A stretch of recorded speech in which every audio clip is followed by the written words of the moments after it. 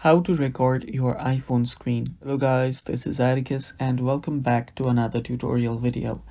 In today's video, I'll teach you guys how you can record your iPhone's screen. So without any further ado, let's dive right into it. So the first step that you'll need to take is simply swipe down from the top right corner on for your control center. After you're on your control center like this, what you'll have to do is you'll need to add the screen recording to your control center. Now this is the screen recording button. Now if you don't have it on your control center, this is how you add it. Tap on the plus icon on the top left corner. After you tap on the plus icon, let me do that again.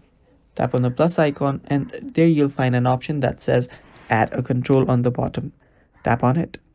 And after you tap on it, there you should find screen recording. So right here, tap on screen recording to add it to your control center.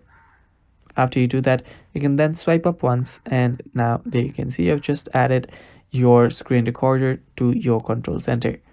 Now all you have to do to start recording is tap on it, and after you tap on it, it will give you a countdown of 3 seconds and it should start blinking like this. After it starts blinking like this, you'll start recording your screen.